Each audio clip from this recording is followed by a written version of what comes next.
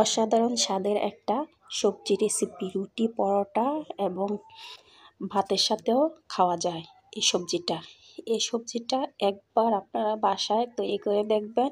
ছোট বড় সবাই কিন্তু এই সবজিটা দিয়ে 2 প্লেট ভাত নিমিষেই শেষ হয়ে যাবে। এখন দিয়ে দিচ্ছি হাফ কাপ পরিমাণ মুসুরির ডাল। ডালটাকে আমি ভালোভাবে ধুয়ে ভিজিয়ে রেখেছিলাম 3 থেকে 4 মিনিটের জন্য। এখন হাফ কাপ পানি দিয়ে ডালটাকে সিদ্ধ করে নিয়েছি। ডালটা যখন কিছুটা সিদ্ধ হয়ে গেছে, ডালটাকে এভাবে ভেঙে নিচ্ছি। ডালটা বেশি পরিমাণ ভাঙবো না, একটু আস্তে আস্তে ডালটা থাকবে। এখানে দিয়ে দিচ্ছি হলুদ গুঁড়া হাফ চা চামচ, দিয়ে দিচ্ছি জিরা গুঁড়া হাফ চা চামচ, ধনিয়া গুঁড়া হাফ চা চামচ, রসুন বাটা 1 চা চামচ, দিয়ে দিচ্ছি এখানে ব্লেন্ড করা মরিচটা দিয়ে এখানে দিয়ে দিচ্ছি এক কাপের থেকে কিছু বেশি হবে মিষ্টি কুমড়াটা পাতলা করে টুকরো করে দিয়েছি। দিয়ে দিচ্ছি এখানে পরিমাণ মতো পানিটা এখানে আমি 2 কাপের মতো দিয়েছি।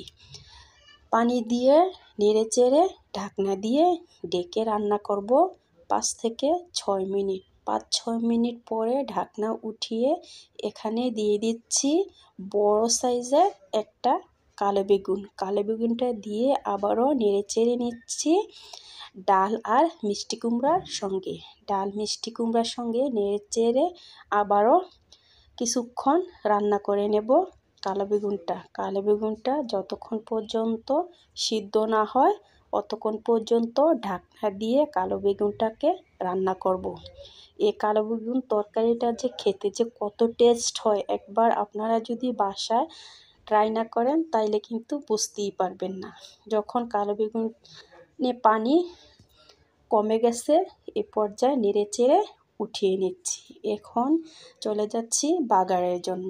এখানে আমি সয়াবিন তেল দিয়ে দিয়েছি, কিছুটা বেশি পরিমাণ তেল দিয়ে দিচ্ছি এখানে একটা তেজপাতা, দিয়ে দিয়েছি 2-3টা শুকনো মরিচ, দিয়ে দিয়েছি এখানে কিছু আস্ত জিরাটা দিয়ে চুলার জালটাকে লোতে রেখে কিছুক্ষণ ভেজে নিয়েছি।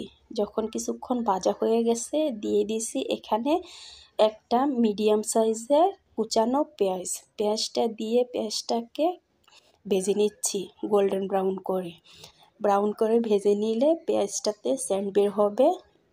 যখন গোল্ডেন ব্রাউন হয়ে যাবে পেঁয়াজটাকে উঠিয়ে দিয়ে দেব এই ডাল আর কালা বেগুনের ভিতরে। ডাল কালা বেগুন বাগার দিয়ে আবারও নেড়ে চেড়ে নেব। এইভাবে ডাল কালা বেগুন রান্না করলে কিন্তু খেতে অসাধারণ হয়। তো এখন আবারও নেড়ে চেড়ে দিয়ে দিচ্ছি ফ্রেশ ধনিয়া পাতা কুচিটা দিয়ে আবারও নেড়ে চেড়ে নিচ্ছি। এই পর্যায়ে চুলার জালটাকে একেবারে বন্ধ করে তারপরে ধনিয়া পাতাটা দিচ্ছি যেন ধনিয়া পাতার সেন্ট বের হয়।